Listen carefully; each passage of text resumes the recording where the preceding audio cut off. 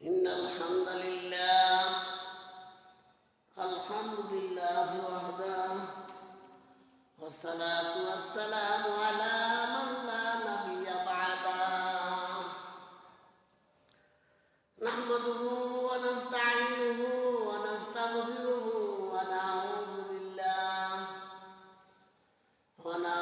بالله من شرور أنفسنا من سيئات أعمالنا من يهده الله فلا مضل له ومن يضلله فلا هادي له أشهد أن لا إله إلا الله وحده لا شريك له وأشهد أن محمدا عبده ورسوله صلى الله عليه وعلى آله وأصحابه أجمعين يا أيها الذين آمنوا اتقوا الله حق تقاته ولا تموتن إلا وأنتم مسلمون يا أيها الناس اتقوا ربكم الذي خلقكم من نفس واحدة وخلق منها زوجها وبث منهما رجالا كثيرا ونساء واتقوا الله الذي تساءلون به والأرحام إن الله كان عليكم رقيبا يا أيها الذين آمنوا اتقوا الله وقولوا قولا سديدا يصلح لكم أعمالكم ويغفر لكم ذنوبكم ومن يطع الله ورسوله فقد فاز فوزا عظيما خير الهدي كتاب الله وخير الهدي هدي محمد صلى الله عليه وسلم وشر الأمور محدثاتها وكل محدثة بدعة وكل بدعة ضلالة وكل ضلالة في النار أعوذ بالله من الشيطان الرجيم يا أيها الذين آمنوا صلوا عليه وسلموا تسليما اللهم صل على محمد وعلى آل محمد كما صليت على إبراهيم وعلى آل إبراهيم إنك حميد مجيد الحمد لله মহান রব্বুল আলামিনের দরবারে লাখো কোটি শুকরিয়া আদায় করি যিনি মেহেরবানি করে আজকের এই জুমার দিনে আমাদেরকে মসজিদে আসার তৌফিক দিলেন সেই জন্য সেই মনিবের দরবারে কালিমাতুশ শুকর সকলেই বলি আলহামদুলিল্লাহ রব্বানা ওয়া লাকাল হামদ হামদান কাসীরান তাইয়িবান মুবারাকান ফীহি ইয়া রাব্বি লাকাল হামদু কামা ইয়ানবাগি লিজালালি ওয়াজহিক ওয়া আযীমি সুলতানিক। সম্মানিত হাজরিন, আমরা এমন একটা পরিস্থিতির মোকাবেলা করতে যাচ্ছি যে সময়টার মাঝে মানুষ দেখতেছি, আমরা মানুষ ইসলামের দিকে আসছে, নামাজ রোজার কোনো কমতি নাই, মসজিদ ভরা মুসল্লি। আমাদের দেশে বিশেষ করে বাংলাদেশের প্রেক্ষাপটে মানুষ দেখলে মনে হয় যেমন সবই আল্লাহর ওলি, সব আল্লাহর ওলি, পোশাকে লেবাসে। কিন্তু আসলে সত্যিকার অর্থে আমাদের মধ্যে রাসূল বলছে এমন একটা দিন আসবে উপরে মানুষের দেখতে দেখা যাবে মানুষ একেবারে খাঁটি মুসলিম, কিন্তু সত্যিকার তাদের ঈমান থাকবে না। আমরা আজকে এমন একটা পরিস্থিতি মোকাবেলা, আমরা এমন একটা পরিস্থিতি উপনীত হয়েছি, আমরা দেখতে মনে হয় সবই আল্লাহর ওলি, কিন্তু আমাদের মধ্যে ভিতরে ঈমান নাই। যেমনটি হয়েছিল রাসূলের মাদানী জীবনে, তখন রাসূল মদিনায় গেলেন। মদিনার কিছু মুনাফিক ছিল যারা দেখতে এত আবেগ, একেবারে পরহেজগার, তাদের সালাম, তাদের সিয়াম, তাদের দাড়ি, তাদের টুপি, তাদের জুব্বা দেখার মধ্যে কোনো কমতি নাই, কিন্তু মূলত তাদের মধ্যে ঈমান ছিল না। এদের মধ্যে ঈমান ছিল না, তাকওয়া ছিল না। আজকে আমাদের মাঝে এই আমরা এত আমল করার পরেও আমাদের মাঝে আমলে তাসির হয় না। তার মানে আমরা আমল করি কিন্তু আমাদের মধ্যে আল্লাহ বিধি নাই, আমাদের মধ্যে আল্লাহ ভীতি না থাকার কারণে যত আমলই আমরা করি ওই আমলগুলি কোনো কাজ আসতেছে না। অনেক সময় দোয়া করতেছি, দোয়া কবুল হচ্ছে না, অনেকে আর নিরাশ হয়ে যাচ্ছি, এত দোয়া করি কবুল হয় না। বিষয়টা হলো কবুল হবে কি করে? আমরা তো প্রকৃতপক্ষে মুমিনই না। আমরা মুমিনের যেই দুইটা গুণ থাকা দরকার, একটা হলো সঠিক ঈমান, একটা তাকওয়া। এই তাকওয়ার অভাবে আজকে আমরা আমাদের সব কিছুতে বঞ্চিত হচ্ছি। অতএব আজকে আমি এই বিষয়টা নিয়ে আলোচনা করবো, তাকওয়া সম্পর্কে। তাকওয়া কি? তাকওয়ার ইসলামী জীবনে তাকওয়ার গুরুত্ব কতটুকু, এই বিষয়টা নিয়ে আলোচনা করবো। বিনাসিয়াতিল্লাহ বিফাদলিল্লাহ আলাইহি তাওয়াক্কালতু আলাইহি উনীব লা ইলমা লানা ইল্লা মা আল্লামতানা। সম্মানিত হাজিরিন, এই তাকওয়া বিষয়টা আমরা বলি এই কোরআন মাজিদে এই তাকওয়া বিষয়টা অনেক জায়গায় আসছে। বিশেষ করে প্রত্যক্ষ পরোক্ষভাবে কোরআনে 250 থেকে 60 জায়গায় তাকওয়ার কথা আসছে। তাকওয়ার কথা কোরআনে অনেক বেশি আলোচনা হয়েছে। রাসূল ইসলামের হাদিসে অসংখ্য সহিহ হাদিসে তাকওয়ার কথা আসছে।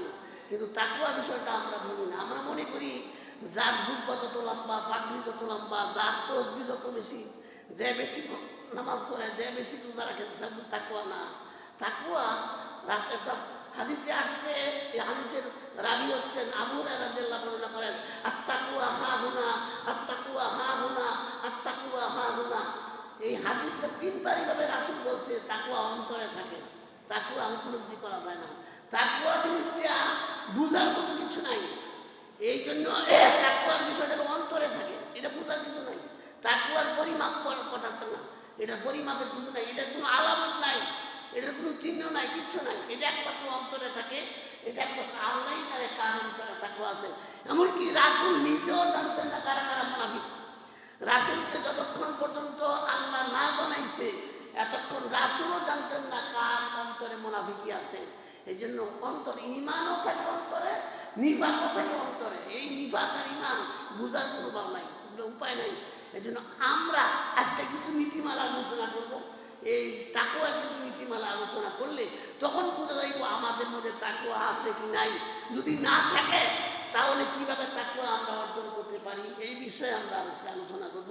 বিনাসিয়াতিল্লাহ বিফাদলিল্লাহ লা ইলমা লানা ইল্লা মা আল্লামতানা সুবহানাকা আল্লাহুম্মা ইন্না আস্তাগফিরুকা। আল্লাহ যেন আমাদেরকে এই বিষয়ে কথা বলার সুযোগ দেন, আমি আল্লাহর সাহায্য কামনা করছি। সম্মানিত হাজিরিন, তাকওয়া শব্দটা আরবি তাকওয়া, এই মূল শব্দ থেকে আসছে। অর্থাৎ অর্থটা হচ্ছে ওয়াকা শব্দটা, এই ওয়াকা শব্দটা থেকে তাকওয়া। তাকওয়া শব্দের অর্থ হলো বেঁচে থাকা, পরহেজগারি করা, মানে ভয়ভীতি করা, আল্লাহর ভয় ইত্যাদি হয়। অর্থাৎ অন্যায় থেকে বেঁচে থাকা, বিরত থাকা, এই ধরনের অর্থে ব্যবহার করা হয়। এবং ভয়ভীতি অর্থে ব্যবহার, দেখেন ভয়ভীতিরও কয়েকটা স্তর আছে। যেমন আরবিতে খাসিয়াতুন অর্থ ভয়, আবার খাউফ শব্দের অর্থ ভয়। কিন্তু তাকওয়ার ভয়টা একটু ভিন্ন রকম। তাকওয়ার ভয়টা শুধুমাত্র আল্লাহ ভীতি, শুধুমাত্র আল্লাহর ভয় যারা অন্তরে আছে, ওইটা হলো বিশেষ করে তাকওয়া। যেমন মনে করেন আমাদের কাছে অনেক লোকেরা ভয় করে, দেখবেন যারা সন্ত্রাসী এগুলো ভয় করে, ডাকাত এগুলো ভয় করে, যারা সন্ত্রাস ডাকাত দুষ্কৃতিকারী তাহলে ভয় করে। কিন্তু ওই ভয়টাই একরকম। আবার দেখবেন কিছু সম্মানী লোক আছে, আলেম ওলামা আছে, তারপরে এরকম মান্যগণ্য ব্যক্তি আছে, মসজিদের ইমাম সাহেব আছে, তাদেরকেও ভয় করে। তাদের ভয়টা সন্ত্রাসীর ভয়ের মতো না। মনে করেন এই দুইটা ভয়ের মধ্যে পার্থক্য আছে। যেমন মনে করেন একজন লোক তার হাতে সিগারেট, যখন দেখছে একজন মুরব্বী আসছে অথবা মসজিদের ইমাম আসছে, তো আস্তে করে সিগারেটটা পাশে নিয়ে পিছনটা ফালাই দিল। কিন্তু এর অর্থ এই না এই লোক আমার মারবো না, এই হলো তাকে ভয় করছে, সম্মানের ভয়। তাকওয়া শব্দটা হচ্ছে এমন ভীতি যেটা শুধু আল্লাহর জন্য খাস। তাই জন্য আমাদের মাঝে তাকওয়াটা যতক্ষণ না আসবে এতক্ষণ আমাদের কোনো আমল কবুল হবে না। আল্লাহ কোনো আমল তাকওয়া ছাড়া কবুল করেন না। তাকওয়া ছাড়া আল্লাহ কোনো কবুল করেন। যেমন কুরবানির বিষয়টা দেন, অনেক লোকে আছে কুরবানি করে 2 লাখ 3 লাখ 5 লাখ 10 লাখ 20 লাখ টাকা কুরবানি দেয়। কিন্তু ওই লোকের কুরবানিটা যদি তার অন্তরে আল্লাহ ভীতি না থাকে তাহলে এই কুরবানি কোনো অর্থ নাই। আবার একদিন দেখা গেছে বেশি না, হ্যাঁ বাবা 10,000 টাকা একটা ছাগল কুরবানি দিচ্ছে, টাকা নাই, কিন্তু তার এই 10,000 টাকা কুরবানির মধ্যে তার আল্লাহ জন্য আল্লাহর কাছে ওইটাই কবুল হবে যে আবাদতে আল্লাহ বিধি থাকে, তাকওয়া থাকে। কোরআন মাজিদের সূরা হজের 37 নম্বর আয়াতে বলছে আল্লাহ, লা ইয়ানালাল্লাহু লুহুমুহা ওয়ালা দিমাউহা ওয়ালা দিমাউহা ইয়ানালুহু তাকওয়া মিনকুম। আল্লাহর কাছে কুরবানির গোশত, রক্ত, হাড় হাড্ডি এগুলি পৌঁছায় না, আল্লাহর কাছে পৌঁছায় বান্দার তাকওয়া। এজন্য যত বেশি তাকওয়া অর্জন করতে পারবেন এতই আল্লাহর নৈকট্য, আল্লাহর নেতাবন্দি, আল্লাহর সন্তুষ্টি অর্জন করতে পারবেন। আল্লাহ তাকওয়াবিহীন কোনো আমল আল্লাহ কবুল করেন না। এই জন্য বান্দার তাকওয়াটা আল্লাহ দেখেন, কার অন্তরে কত বেশি তাকওয়া আছে। তাকওয়া যদি না থাকে এই আবাদত আল্লাহর কাছে কোনো গ্রহণযোগ্য না। এই জন্য আমরা যে কোনো আবাদত করবো আমাদের এই আবাদতের মধ্যে যেন তাকওয়া থাকে। আর তাকওয়া হচ্ছে এমন একটা বিষয়, একমাত্র অন্যায় থেকে বিরত থাকার জন্য সবচেয়ে বড় হাতিয়ার হচ্ছে তাকওয়া। তাকওয়া ছাড়া অন্যায় থেকে বিরত থাকার কোনো সুযোগ নেই। দেখেন, আপনি মনে করেন যে কোনো একটা করছেন, আল্লাহর ভয়ভীতি যখন হবে তখনই থাকতে পারবেন, অন্যায় থেকে বিরত থাকতে পারবেন। তাকওয়া ছাড়া, আল্লাহর ভয় ছাড়া আপনাকে কোনো কাজ থেকে অন্যায় থেকে বেরোইতে পারে না। এজন্য এই তাকওয়ার এই নীতিটা, এই গুণটা যতক্ষণ আমাদের মধ্যে অর্জন করতে আমরা না পারবো ততক্ষণ কোনো আমলই কবুল হবে না। হ্যাঁ, দেখেন সাহাবীদের মাঝে তারা কতটা আল্লাহ ভীরু ছিলেন, কতটা আল্লাহ ছিলেন, আল্লাহকে কত ভয় করতেন। হ্যাঁ, আল্লাহ কোরআনের বিভিন্ন জায়গায় এই তাকওয়ার কথা বলছে। দেখেন সূরা ফাতিহা, সূরা বাকারার প্রথমে শুরু করছে জালিকাল কিতাবুল লা রাইবা ফীহি হুদাল লিল মুত্তাকিন। এটা সেই কিতাব যার মধ্যে কোনো সন্দেহ নাই। আর এটা হচ্ছে মুত্তাকিদের জন্য হেদায়েতের কিতাব। মুত্তাকি কারা? যারা তাকওয়া অর্জন করতে পারে তাদেরকে মুত্তাকি বলে। এই জন্য মুত্তাকির গুণটা অর্জন করতে হলে আল্লাহ ভীরু যতক্ষণ, আল্লাহর ভয় যতক্ষণ না হবে ততক্ষণ আপনি মুত্তাকি হতে পারবেন না। সাহাবীদের মধ্যে উবাই ইবনে কাব, তিনি ছিলেন অনেক বড় আলেম, আমিরুল মুমিনিন হযরত খলিফা আবু বকর রাদিয়াল্লাহু তাআলা, তিনি যখন খলিফা তখন উবাই ইবনে কাবকে বলছিলেন যে আপনি আমাকে একটু তাকওয়া সম্পর্কে বলুন। তো উবাই ইবনে কাব বলছিলেন যে দেখেন, আপনি কি কখনো, যে আমিরুল মুমিনিন, আপনি কি কখনো কোনো কাটা বিছানো পথ বা এরকম কাটাযুক্ত এরকম কোনো পথে আপনি কখনো চলাফেরা করছেন? তো ওমর রাদিয়াল্লাহু তাআলা বললেন যে হ্যাঁ, আমার মনে পড়ে আমি একবার একটু পাহাড়ি রাস্তা, কাটাদার, দুই দিকে কাটা যুক্ত একটি রাস্তায় আমি চলছিলাম, সরু একটি রাস্তা ছিল। তো কিভাবে চলছিলেন? হয়তো ওমর ফারুক রাদিয়াল্লাহু তাআলা বললেন, আমি এমনভাবে এত সতর্কতার সাথে চলছি যাতে করে আমার গায়ে কোনো কাটা না লাগে। হ্যাঁ, আমার জামা কাপড়গুলি এমনভাবে গুটিয়ে নিছি যাতে করে কোনো কাটা না লাগে। হ্যাঁ, এমনও কোনো জায়গা এমনও হয়েছে আমি সোজা যাইতে পারি নাই, তার জন্য আমি আমাকে সেভ করার জন্য এইভাবে কাইটিয়ে গেছি যাতে করে কাটা না লাগে। হয়তো উবাই ইবনে কাব, হ্যাঁ, তখন তিনি বললেন যে দেখেন, এইটি হচ্ছে তাকওয়ার তাৎপর্য। কারণ এই দুনিয়াতে, পৃথিবীতে চলতে গেলে আপনার এই মিথ্যা নামক কাটা আছে, হিংসা নামক কাটা আছে, গীবত নামক কাটা, সুদ, ঘুষ, অন্যায়, হিংসা, মারামারি, এ সমস্ত কাজগুলি হচ্ছে সবগুলি কাটা। এইরকম এই কাটাগুলি অন্যায় থেকে আপনাকে বাঁচতে হবে। এইভাবে বাঁচা থাকার নাম হচ্ছে তাকওয়া। এই জন্য তাকওয়া যদি আপনি অর্জন করতে না পারেন, তাহলে আপনার ইবাদত কোনো কাজে আসবে না। এই জন্য তাকওয়া হচ্ছে অত্যন্ত ইবাদত কবুলের জন্য সবচেয়ে বড় শর্ত একটা ইবাদত তাকওয়া। এই গুণটি যদি আপনার মধ্যে না থাকে, যতই আমল করেন, যতই ইবাদত করেন, আল্লাহ আপনার ইবাদত কবুল করবেন না। এই জন্য আমরা এই তাকওয়ার গুণটা যতক্ষণ আমরা না, আল্লাহ ভীরু, দেখেন আমরা কখন যখন আল্লাহকে ভয় পাইব। আমরা আল্লাহকে যখন ভয় পাবো তখনই আমরা অন্যায় থেকে বিরত থাকবো।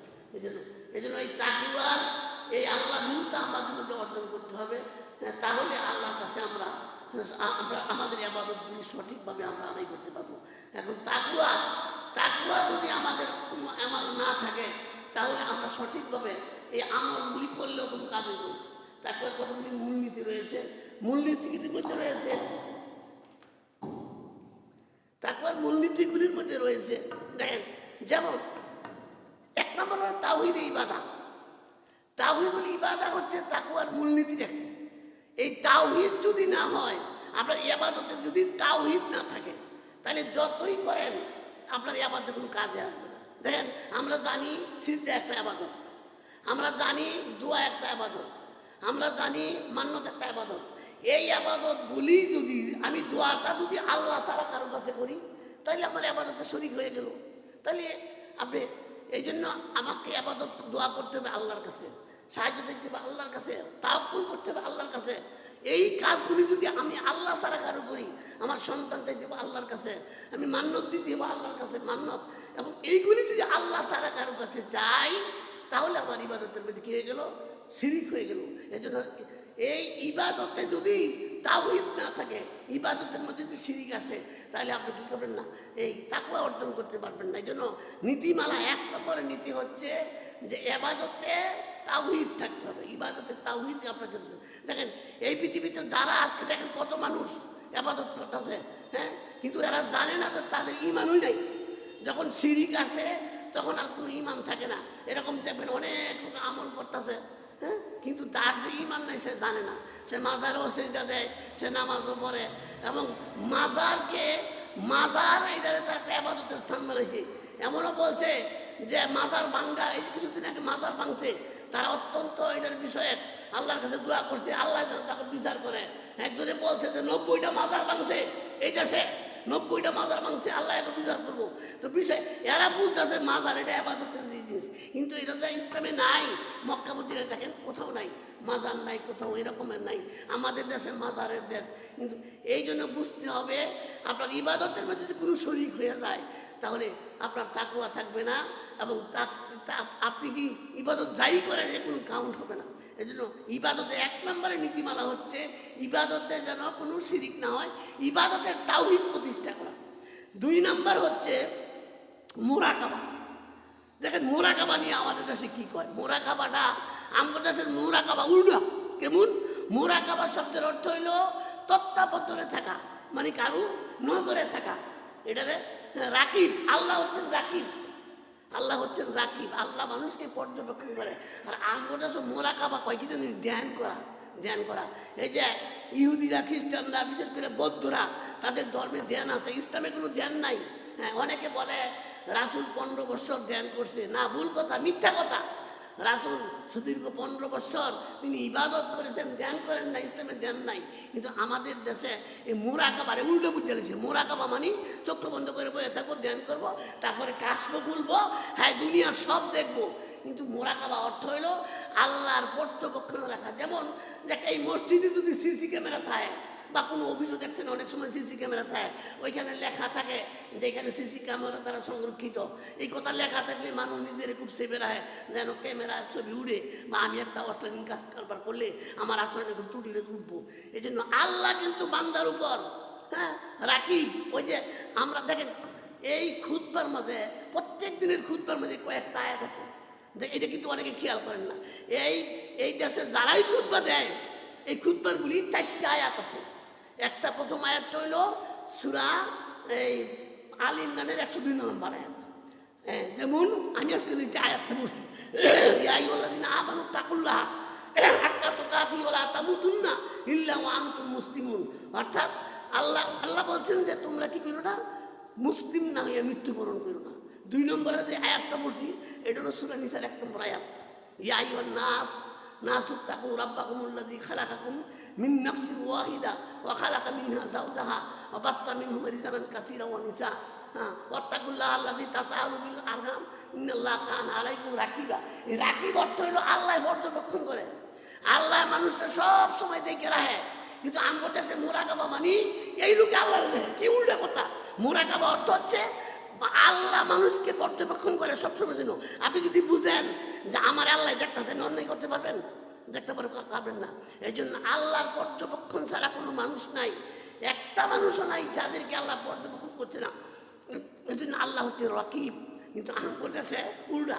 এই জন্য আপনাকে 2 নম্বরের নীতিমালা নিতে হবে যে আল্লাহ সবসময় মানুষকে পর্যবেক্ষণ করছে, সবসময় দেখছে। এই যে একটা কথিত আছে যে একজন অলি পীর আছেন, গোয়ালি কলমদার, তার কাছে 2জন মুরিদ গেছে, মুরিদ তো উনি টেস্ট করবালেই কইছে আচ্ছা তোমার একটা টেস্ট করি। তোমরা দুজনে দুইটা কবুতর জব করে আনবা, কিন্তু এমন একটা জায়গাতে জব করবা যেই হলো আল্লাহ দেখে না, হেঁটে জব করে আনবা। তো একজনে কতক্ষণ করে জব করে লয়ে বসে আইয়া কোথাচ্ছে এমন একটা জায়গা গেছি যেন আল্লাহ নীরব দেখান। আর একদম 3 দিন পরে আইসি, 3 দিন পরে ইয়া করতেছে, দেখেন আমি তো এমন একটা জায়গা পাইলাম না যেন আল্লাহ দেখে না। তো এইটাই হচ্ছে আসল বুঝ। আল্লাহ দেখে না, পর্যবেক্ষণ করে না, এমন কোনো পৃথিবীতে এমন কোনো জায়গা নাই।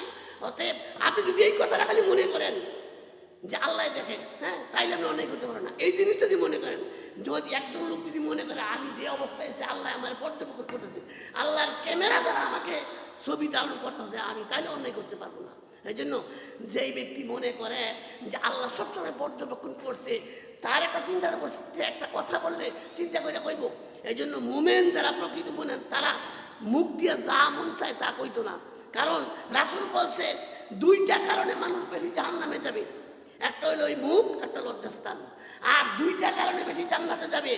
সেই 2টা কারণ হচ্ছে, একটা হচ্ছে যে কি তাকওয়া, হ্যাঁ, তাকওয়ার কারণে হ্যাঁ মানুষ বেশি জান্নাতে যাবে। এই জন্য তাকওয়া ইখলাস যদি থাকে তাহলে আপনি, আর যদি তাকওয়া ইখলাস না থাকে তাহলে আপনি জাহান্নামে যাবেন। এই জন্য আল্লাহর রক্ষণাবেক্ষণের মধ্যে আমরা আছি, এই জিনিসটা আমাকে পড়তে হবে। এবং যারা প্রকৃত মুমিন তারা মনে করে আল্লাহর এমন কোনো সময় নাই যেখানে আল্লাহ আমাকে পর্যবেক্ষণ করছে না। এই জন্য মুমিন চিন্তা করে, যে কোরআনের একটা আয়াত আছে না, যে কি আয়াত হয়েছে, বলছিল আল্লাহ সবসময় মানুষের উপর কি করে পর্যবেক্ষণ করে, দেখে রাখে। এমন কোনো জায়গা নেই ওমা ইয়ালফিযু মিন কাউলিন হ্যাঁ ইল্লা লাদাইহি রাকিবুন আতীদ। আল্লাহ মানুষ যা বলে সব কিছু আল্লাহ লেখা রেকর্ড করে রাখে। এই জিনিসটা যে চিন্তা করবো যে আমি যা বলতেছি সব রেকর্ড হচ্ছে, আর আমি যা করতেছি সব আল্লাহ পর্যবেক্ষণ করছে, তাহলে ওই ব্যক্তির পক্ষে অন্যায় করা সম্ভব না। একজনে কইছিল আপনি অন্যায় করেন, তো এমন জায়গা কে করেন যেন আল্লাহ না দেখে। তো আল্লাহ না দেখে জায়গা তো অন্যায় করলে আপনি অন্যায় করতেন না, আপনি পাপ করেন তবে এইভাবে করেন যেন আল্লাহ না দেখে। অতএব আল্লাহ হচ্ছেন রাকিব, মহা পর্যবেক্ষণকারী। তিনি সবসময় মোরাকাবা, হ্যাঁ, তিনি দেখেন আল্লাহ মোরাকাবায় আছে, হ্যাঁ, আল্লাহ দেখতেছে করে। এই জিনিসটা আপনার নীতিমালার মধ্যে রাখতে হবে। 3 নম্বরে ইবাদতের ভারসাম্য রক্ষা করতে হবে। ইবাদতের মাধ্যমে যদি ভারসাম্য রক্ষা করেন তাইলে তাকওয়া প্রতিষ্ঠা করতে পারবেন। ইবাদতের ভারসাম্য কি? ইবাদতের ভারসাম্য হলে যেমন মনে করেন নামাজ রোজা ভালোই করতেছেন, নামাজ রোজা 5 ওয়াক্ত নামাজ পড়েন, জামাতে নামাজ পড়েন, সময় মতো পড়েন, তাকবীরের সাথে পড়েন, ঠিক আছে। কিন্তু ইবাদতের যে আরো অংশ আছে ওইগুলো আপনি করতে হবে। ইবাদতের 2টা অংশ আছে, একটা হলো হাক্কুল্লাহ, একটা হাক্কুল ইবাদ। একটা হলো আল্লাহর হক, নামাজ রোজা এগুলি হলো আল্লাহর হক। আরেকটা আছে বান্দার হক। বান্দার হক যে ইবাদত, শতকরা বোধ হয় 90 জনই জানে না এটা যে ইবাদত। আপনার পিতামাতার খেদমত করা ইবাদত। ওই যে আল্লাহ কোরআনে বলছে ওয়াকাদা রাব্বুকা আল্লা তা'বুদু ইল্লা ইয়াহু ওয়া বিল ওয়ালিদাইনি হাসানা। পিতামাতার খেদমত করা, তাদের প্রতি কি সদয় হওয়া, এটা ফরজ, এটা ইবাদত। অতএব আপনি নামাজ রোজায় খুব ভালো, 5 ওয়াক্ত নামাজ জমাতে পারেন, কেন আপনি মানে 90 হয়ে গেছেন সওয়াব। কিন্তু পিতামাতার কাছে নাফরমানি করে 0 হয়েছেন, তাইলে ওইটা ইবাদতের ব্যালেন্স ছিল না। ইবাদতের ব্যালেন্স রক্ষা করতে হবে। তাকওয়া মানে হচ্ছে ইবাদতের ব্যালেন্স রক্ষা করতে হইব। যেমন 10টা বিষয়ে পরীক্ষা দিব একটা ছাত্র, 10টা বিষয় মানে 5 বিষয়ে 90 করে হয়ে গেছে, আর 5 বিষয় একটাই বেজে 15, একটাই 10, একটা 12, 20 হয়েছে না। আচ্ছা কোন কি অবস্থা হইব, পাস করতে পারবো? তাহলে বিষয়টা এরকম, ইবাদতের ব্যালেন্স করতে হইব। আর উম্মতি আলসাতা বলছে আমরা হচ্ছে মধ্যমতা উম্মত, আমরা আমাদের প্রত্যেকটা আমাদের ব্যালেন্স রক্ষা করতে হইব। এই জন্য আপনি নামাজ রোজায় সব দিক দিয়ে একেবারে 100% ঠিক আছে, কিন্তু অন্যান্য আমলে আপনি একদম 0 পাইছেন, তাহলে আপনার এই আমল গ্রহণযোগ্য হবে না। আপনি কি তাকওয়া আপনার মধ্যে উঠে গেল। এই জন্য তাকওয়া রক্ষা করতে, যেমন 3 জন সাহাবী ছিল, এই হাদিসটা প্রসিদ্ধ। 3 জন সাহাবী ছিল, হ্যাঁ, যে রাসূলের আমল জানবার লাগে। এবং তারা যখন রাসূলের আমল জানছে রাসূল রাইতে ঘুমায়ও আবার নামাজও পড়ে, আবার কোনোদিন রোজাও দেয়, কোনোদিন রোজা ভাঙেও, এরকম যখন সব কিছু জানার পরে এই 3 ব্যক্তি মন্তব্য করলো। 3 ব্যক্তির একজন ভাই বললো, আরে উনি তো রাসূল, আল্লাহ ওনার পিছনের গুণা, তার সামনের গুণা, অতীত ভবিষ্যৎ সব মাফ করে লাইছে, আর আমরা তো রাসূল না, নবী না, আরে আমগরে এত কম করলে হইতো না। তাদের কাছে এটা কম মনে হইলো। শেষ পর্যন্ত তাদের একজন বলল যে আমি আজ থেকে একদিনও রাত্রে ঘুমাবো না, আমি সারা রাত কাজ করবো। আরেকজন বলল আমি আজ থেকে হ্যাঁ, একদিনও রোজা কথা করবো না, সারা বছর রোজা রাখবো। আর তৃতীয় ব্যক্তি বললো আমি এখন থেকে বিয়েই করবো না জীবনে কোনো দিন, কারণ বিয়ে করতে গেলে আমার সংসার করতে হইব, সংসার করতে হলে চাকরি করতে হইব, একটা কিছু করতে হইব, সময় দিতে হবে। আমি এইগুলি বাদ দিয়া আমি শুধু এরকম আবাদতে মশগুল হয়ে থাকবো। পরবর্তীতে যখন রাসূল এই কথাগুলি শুনছেন তাদের কাছ থেকে, তখন রাসূল বলছিলেন তোমরাই কি সেই লোক যারা এই মন্তব্যগুলি করছে? বলে হ্যাঁ।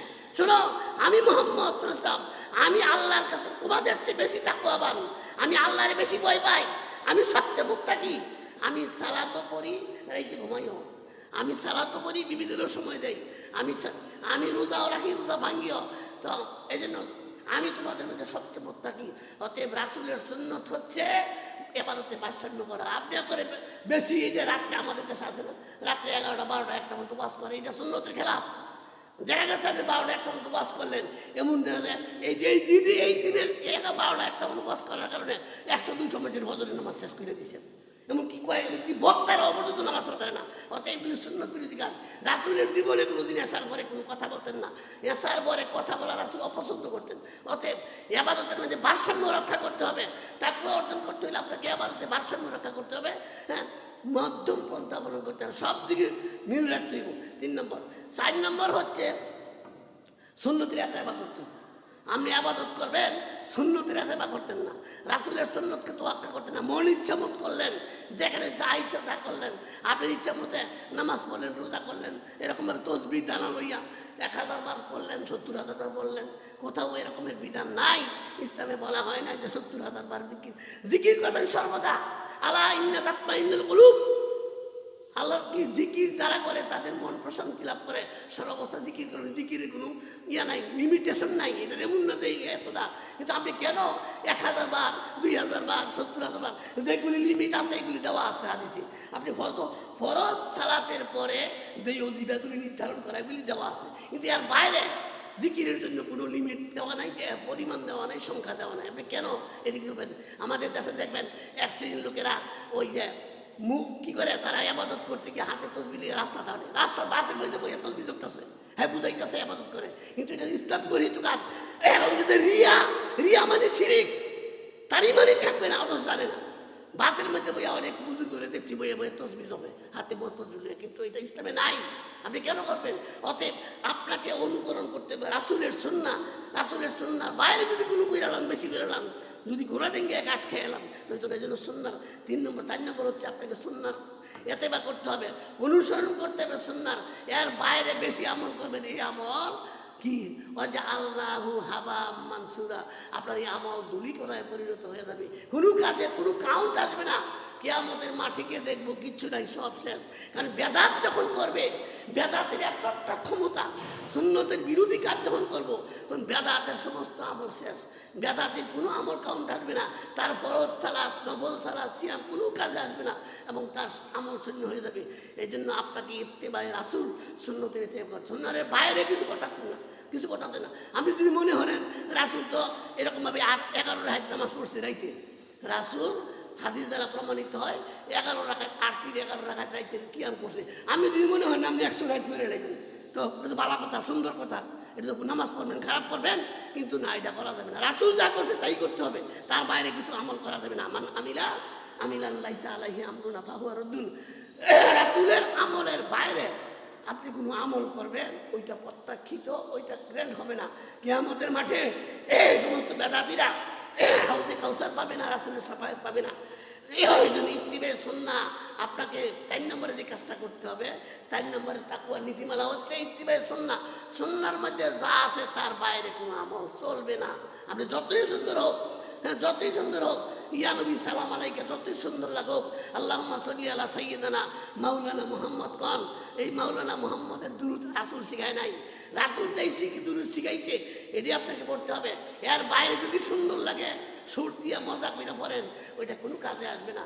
রাসূলের শিখানোর বাইরে কোনো আমল আপনার কাউন্ট হবে না, এগুলি বেদাত, এই বর্জন করতে হবে। 5 নম্বরে আপনাকে করতে হবে বেদাত বর্জন করতে হবে। বেদাত আজকে আমাদের সমাজে দেখা যায় বেদাত মানুষ পছন্দ করে, বেদাতটা বেশি সুন্দর লাগে। জাল নোট দেখছেন না, জাল নোট দেখতে আরো বেশি সুন্দর লাগে। বেদাতি আমল হচ্ছে জাল নোট, যেই আমলের পিছনে কোনো রাসূলের স্বীকৃতি নাই, এটাই বেদাত। আর বেদাত কিন্তু আবিষ্কার করছে সাধারণ লোকে করছে না, বড় বড় আলেম, বড় বড় প্রসিদ্ধ জগতের বিখ্যাত আলেম ওলামারা এই বেদাত প্রতিষ্ঠা করছে। শয়তান এগুলোকে বড় বেশি, শয়তানে জানে আমি যদি বেদাত করি কেউ হতো না, আলেম দ্বিতীয় যদি করাই তো সবাই মানবো। শয়তান এই জন্য বেদাতগুলো জারি করছে শীর্ষস্থানীয় বড় বড় আলেমদের দিয়া। এই সমস্ত আলেমরাই আমাদের দেশে সমস্ত বেদাতগুলি চালু করছে। বেদাত মানুষের কাছে খুব পছন্দনীয় জিনিসগুলি হিসাবে এই রবিউল আউয়াল মাসে আইলে এরকমভাবে একটা মিলাদ পড়েন, তারপরে মিষ্টি খাওয়া, সবগুলি সুন্দর কাজ রাসূলের নামে করতেছেন। হ্যাঁ, এগুলি প্রত্যেকটা আমলই কিন্তু রাসূলের এই মনোনয়নের বাইরে। এই জন্য মা আতাকুমুর রাসূল ফাখুযু ওয়া মা নাহাকুম আনহু ফান্তাহু। রাসূল কুরআনে আল্লাহ বলছেন সূরা হাসরে 7 নম্বর আয়াতে, মা আতাকুমুর রাসূল, তোমাদের রাসূল যা দেয় ফাখুযু তা গ্রহণ করো, ওয়া মা নাহাকুম আনহু ফান্তাহু, রাসূল যা থেকে বিরত নিষেধ করে তা বিরত থাকো। এর বাইরে যখন দেখো রাসূলের বাইরে কোনো আমল নাই, এইটা মানতেই হবে। অতএব এই নীতিমালাকে যদি আপনি অবলম্বন করেন, এই নীতিমালার মধ্যে থাকেন, তাহলে আপনার তাকওয়া হবে, আর নাইলে আপনার তাকওয়া হবে না। আজকে দেখা গেছে নামাজ পড়েও মানুষ কি জাহান্নামে যাবে। কেন? সে তার তাকওয়া নাই, তাকওয়ার অভাবে মানুষ ইবাদত কইরো, এই আবাদত কোনো কাজে আসবে না। এই জন্য আপনাকে সুন্নাহ অনুযায়ী আমল করতে হবে। তারপরে আপনার 6 নম্বরে যে কাজটা করতে হবে, এটা হলো আপনার হালাল রুজি। আমাদের দেশে সব দিতে ঠিক আছে, নামাজ রোজা সব দিতে ঠিক আছে, কিন্তু আমল সুদী ব্যাংকের সাথে ব্যবসা করে, সুদী ব্যাংকে চাকরি করে, সুদী ব্যাংকের সাথে লেনদেন করে। এরকমভাবে হালাল কোনটা ওইটা জানি হই না। এইরকমভাবে যেইখানে পাইতেছে খাইতেছে, হালাল যদি না হয়, আপনার খাদ্য যদি হালাল না হয়, এই হারাম যদি খান, এই হারাম খাদ্য খাইয়া যদি আপনার শরীরের মধ্যে হারাম রক্ত হবে, এখানে আবাদত করবেন, কবুল হবে না। এই জন্য আপনাকে হালালের উপর প্রতিষ্ঠিত। আর 7 নম্বর হচ্ছে ইখলাস। দেখেন, ইখলাস এটা এমন জিনিস, যা করবেন আল্লাহর জন্য করবেন। আপনি নামাজ পড়ছেন, আল্লাহর খুশি করার জন্য করবেন। রোজা রাখছেন, আল্লাহর খুশি করার জন্য। দেখেন, এই যে আমরা রমজান মাসে রোজা রাখি, রমজান মাসে রোজা থাকি, দান সদকা করি, তারপর তারাবি সালাত পড়ি, রাতে কিয়াম করি, তারপরে সবে কদরের নামাজ পড়ি, দান কত আমল করি। দেখেন, আল্লাহ একটা কথা কইয়া এটা শেষ করে নিয়েছে। এই রমজান মাসের পুরা রমজান মাসের ফজিলত একটা কথা দিয়া কইছে, কুতিবা আলাইকুমুস সিয়াম কামা কুতিবা আলাল্লাযিনা মিন কাবলিকুম লাআল্লাকুম তাত্তাকুন। এত কিছু করছো, আল্লাহ কই সম্ভবত তোমরা তাকওয়া অর্জন করতে পারো। এত কিছু কইরা আপনি তাকওয়াটা অর্জন করবেন। এই জন্য তাকওয়ার জন্য আপনাকে অনেক কাজ করতে হবে। তাকওয়া অর্জনের জন্য, তাকওয়া এটা কঠিন বিষয়। যদি আপনি তাকওয়া অবলম্বন করতে পারেন, তাকওয়া যদি আয়ত্ত করতে, অন্তরে যদি আল্লাহর ভীতি আনতে পারেন, তাহলে আপনি সাকসেস, সফল। দেখেন, কারা সফল? যারা ইন্নাল মুত্তাকিনা মাফাজা। দেখেন, আল্লাহ কোরআনে কি কইছে? আল্লাহ এই কথা কইছে না যে ইন্নাল মুসলিমিনা মাফাজা, এটাও বলছে না। আল্লাহ বলছে ইন্নাল মুত্তাকিনা মাফাজা। নিঃসন্দেহে যারা মুত্তাকি, যারা আল্লাহ ভীরু, যে কোনো আমল করবেন আল্লাহর খুশির জন্য করবেন, তাহলে আপনি সফল। এই জন্য আপনাকে 7 নম্বর যে নীতিমালাটা অবলম্বন করতে হবে, সেটা হলো ইখলাস। আজকে ইখলাসের অভাব, আমাদের ইখলাস বুঝে হই না। একনিষ্ঠতা, ওমা উমিরু ইল্লা লিয়াবুদুল্লাহ মুখলিসিনা লাহুদ্দিন, সূরা বাইয়িনার 5 নম্বর আয়াতে। আপনার এই আবাদত হবে একাত্মচিত্তে, শুধু একমাত্র আল্লাহর খুশির জন্য। আপনি যা করবেন সব আল্লাহর খুশির জন্য। আপনার ছেলেরে মানুষ করবেন আল্লাহর খুশির জন্য। আপনার বিবির খাওয়াইবেন, পড়াইবেন সব আল্লাহর খুশির জন্য। বাপ্পারে সন্তুষ্ট করবেন আল্লাহর খুশির জন্য। যা করবেন, মুমিনের প্রত্যেকটা কাজের পিছনে উদ্দেশ্য থাকবে আল্লাহর সন্তুষ্টি। এটা নামে ইখলাস। এই ইখলাস যদি না থাকে, একত্রতা যদি না থাকে, যাই করেন সব শেষ। এই জন্য ইখলাস ছাড়া কোনো দোয়া, কোনো আমল কবুল হবে না। এই জন্য সবচেয়ে বড় এই 7টা নীতিমালা যদি আমরা আয়ত্ত করতে পারি, তাহলে আমরা মুত্তাকি হতে পারবো। আর যদি মুত্তাকি হই, তাহলে আমরা সফল হয়ে গেলাম। আল্লাহ বলছে ইন্নাল মুত্তাকিনা মাফাজা, নিঃসন্দেহে মুত্তাকিরা সফল। আমরা যদি সফল হইতে চাই, আমাদের এই গুণগুলি অর্জন করতে হবে এই 7টা নীতিমালার মধ্যে। দেখেন, এখন এই 7টা নীতিমালা অবলম্বনে আমরা যদি এইভাবে আয়ত্ত করতে পারি, তাহলে আমরা কি মুত্তাকি হওয়ার যে উপায়গুলি, মুত্তাকি হওয়ার বলি যে তরিকা, রাস্তাগুলি, এর মধ্যে কয়েকটাই আমি বলি শেষ করবো। সেগুলো 1 নম্বর হচ্ছে, মুত্তাকি হওয়ার জন্য সবসময় আপনি সর্বাবস্থায় আল্লাহকে ভয় করতে হবে। যে কোনো কাজ আপনি যেখানেই থাকেন, আপনাকে আল্লাহকে ভয় করতে হবে, আল্লাহর ভয় অন্তরে সবসময় রাখতে হইব। এলো 1 নম্বর। 2 নম্বর হচ্ছে আপনি মুত্তাকি হওয়ার জন্য 2 নম্বর উপায়টা হচ্ছে আপনি কোরআন পড়বেন অর্থ বুঝা। আপনি কোরআন পড়বেন অর্থ বুঝবেন। যদি কোরআন অর্থ বুঝে পড়েন, এটা আপনার অন্তরে গেঁথে। অনেকে আছে কোরআন পড়ে কিন্তু অর্থ জানে না, জানেও না, তার অন্তর তাসির করে না। এই জন্য আপনি যদি কোরআন অর্থ বুঝে বুঝে পড়েন, তাইলে এটা আপনার ওই ইয়েটা কাজে লাগবে। এই জন্য উপায় আপনার মুত্তাকি হওয়ার কয়েকটা উপায়ের মধ্যে 2 নম্বর এটা। 3 নম্বর উপায় হচ্ছে আপনি 5 ওয়াক্ত সালাতের হেফাজত করবেন। সালাত হেফাজত করা মানে কি, এটা অনেকে বোঝে না। নামাজ যায় একেবারে শেষ টাইমে বললো আসরের নামাজ বেলার সময়, এটাও ফেকার মাসটার মতো হইব, কিন্তু হেফাজত হইল না। হ্যাঁ, এই জন্য সালাত হেফাজত করা মানে কি, হেফাজত করা মানে হচ্ছে আওয়ালতে নামাজ পড়া, জমাতে নামাজ পড়া, সঠিক সময় নামাজ পড়া। এক নামাজ পড়ছেন আরেকটা মাত্র চিন্তা করবেন, এটা হলো কি নামাজের হেফাজত। 5 ওয়াক্ত সালাতের হেফাজত যদি করতে পারেন, আপনাকে আশা করা যায় আপনার মধ্যে তাকুয়া আসতে পারে। এই জন্য আজকে অনেক নামাজ পড়ে, নামাজ পড়েও জাহান্নামে যাবে। ফাওয়াইলুল লিল মুসাল্লিন, সূরা মাউনে কি বলছে, আল্লাযীনা আন সালাতিহিম সাহুন। আল্লাহ বলছে নামাজীদের জন্য দুর্ভোগ, যারা নামাজ পড়ে, নামাজ পড়ে জাহান্নামে যাইব। কিন্তু আপনি যদি সালাতকে হেফাজত না করেন, সালাতের হেফাজত করা মানে কি, সালাতের বিষয়ে তৎপর হওয়া, সবসময় আপনি সালাতের জন্য তৎপর রইলেন। হ্যাঁ, সময় মতো নামাজ পড়লেন। আর দেখেন এই নামাজটা যদি সময় মতো না করেন, রক্ত মতো নামাজ টাইম মতো না করেন, সালাত হচ্ছে ফরজ, নামাজ ওয়াক্ত মতো পড়া ফরজ। ইন্নাস সালাতা কানাত আলাল মুমিনিনা কিতাবাম মাওকুতা, সূরা নিসার 103 নম্বর আয়াতে বলছে নামাজ পড়া যেমন ফরজ, এটা সঠিক সময়ে পড়া ফরজ। আমি যদি নামাজ পড়েন, আসরের নামাজ পড়েন বেলা ডুবার কেন, জোহর পড়েন 3:30টার সময়, তাতে এইগুলি নামাজ হবে না। এই নামাজ আপনার প্রহসনের নামাজ হবে। অতএব 2 নম্বর 3 নম্বর হচ্ছে আপনি সালাতকে হেফাজত করবেন। 4 নম্বর মুত্তাকি হওয়ার উপায়, 4 নম্বর উপায় হচ্ছে বেশি বেশি আপনার নফল সিয়াম রাখবেন। রাসূল তো বেশি বেশি নফল সিয়াম রাখতেন। প্রতি মাসে 3টা সিয়াম রাখতেন, আইয়ামে বীজের সিয়াম, শাওয়াল মাসের 6টা সিয়াম রাখতেন, আবার আশুরার সিয়াম রাখতেন, আবার তিনি সোমবার বৃহস্পতিবার এই সিয়াম রাখতেন। এই জন্য একটা মানুষ সিয়ামের দ্বারা যতটা তাকওয়া অর্জন করতে পারে, অন্য কোনো আমল দিয়ে এত তাকওয়া অর্জন করতে পারে না। এই জন্য বেশি বেশি তাকওয়া অর্জনের 4 নম্বর পন্থা হচ্ছে আপনাকে বেশি বেশি নফল সিয়াম করতে হবে। ফরজ তো রাখবেন, ওই এটা তো রাখতেই বাধ্যতামূলক। যত বেশি সিয়াম রাখবেন, নফল সিয়াম রাখবেন, এত আপনার অন্তরের মধ্যে তাকওয়া সৃষ্টি হবে, আল্লাহ ভীতি সৃষ্টি হবে। হ্যাঁ, তারপরে 5 নম্বর হচ্ছে জিকির, ইস্তিগফার। রাসূল তো কমপক্ষে 70 বার ইস্তিগফার করতেন। হাদিস শরীফে আসছে রাসূল দৈনিক 70 বারের কম না ইস্তিগফার করতেন। আর আমি কত পাপী, কত পাপ করি, রাসূল তো তারপরে করতেন, কিন্তু আমি ইস্তিগফার করি না। আল্লাহর কাছে সবচেয়ে বেশি প্রিয় হচ্ছে বান্দার ইস্তিগফার। বান্দা যখন ইস্তিগফার করে ক্ষমা প্রার্থনা করে, আল্লাহ সবচেয়ে বেশি খুশি হয়। এই জন্য বেশি বেশি জিকির, হ্যাঁ, আল্লাহর স্মরণ এবং ইস্তিগফার এবং দোয়া কামনা করে, আল্লাহর কাছে সাহায্য চাওয়া। যে কোনো বিষয়ে দোয়া করবেন, আল্লাহর কাছে